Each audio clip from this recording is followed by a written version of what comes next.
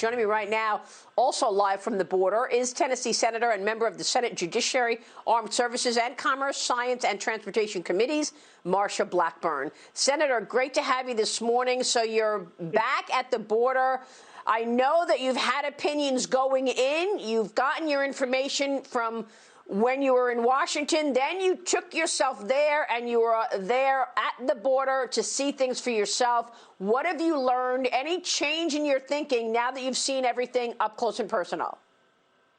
Maria, there are a couple of things, and we were so pleased to have Hillary with us to tour the border, and I know she's doing more today. Here is what we have learned. The cartels have become very sophisticated, and what they are doing is now issuing clothing for these migrants they're bringing across. Everybody is paying a price.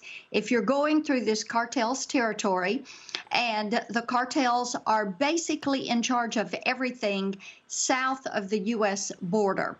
You don't come through unless you have the identifiers, the clothing, the bracelet, have paid or are going to work out your wages once you hit the U.S. and pay this $3,500 or $6,000, whatever it is.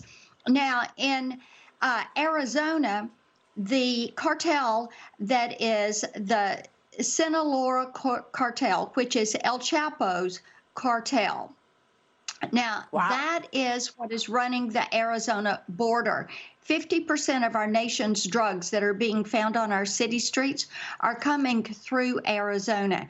And as Sheriff Lamb and Sheriff Daniels said yesterday, people pass through their communities and they're going into other communities. The cartel is working nationwide. Every town's a border town. Every state is a border state.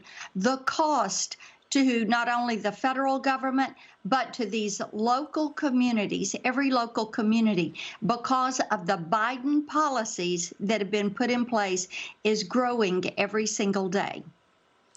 This is just extraordinary, Senator. And yet, every day you hear Nancy Pelosi saying, we inherited this from the Trump administration. You hear Secretary Mayorkas say it was inhumane under the Trump administration. They are still blaming Trump. Which is astounding. You know, when we went to the border wall yesterday, you can see where the gaps are, the holes are. You can see the equipment and the stanchions, the portions of the border wall that are there, that the Biden administration has said, halt, don't put it up. When I talked with the ranchers, what they were telling me is what they are finding on their ranches, the people that are coming through, people that are homeowners that are there in Cochise County. They go out in the morning and somebody's drinking out of the hose pipe or out of the swimming pool, or they open the door for their children to go play and there's a backpack from one of the cartels. And the invasion of privacy and private property is absolutely astounding. And the cartels are very vicious. They are running surveillance on our... Yeah. You know, Senator, I went to the border and I took the show there in April of 2019, and I did see unaccompanied minors, and I did hear the stories from the border agents that they were basically being used as nurses. They had to deal with sick people coming over the border. I'm wondering how much it has changed. Has it just gotten that much worse, that the numbers are that much worse, or are we dealing with a whole new animal, given the fact that there are people on terror watch lists that have been apprehended? You've got COVID, also one of the issues. Let me bring Sean Duffy in here, former congressman from Wisconsin, with us this morning. Go ahead, Sean.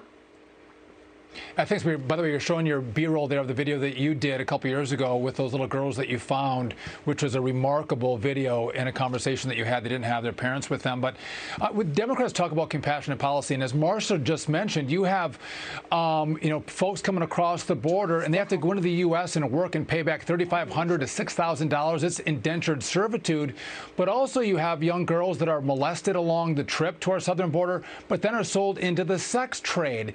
And maybe if Marsha's still with us. I mean, is Marsha hearing those same things on the border as she's been visiting? And how do we message that to the American people, Marsha, that this is not a compassionate policy? This is actually destroying lives, when little girls are molested and in the sex trade.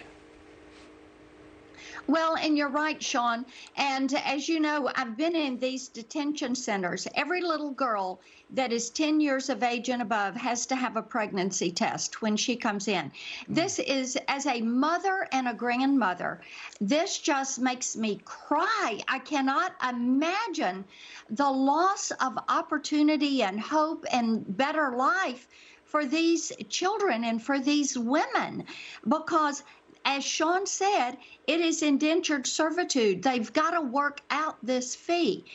They're being sold. This is a humanitarian issue. It is human trafficking, sex trafficking.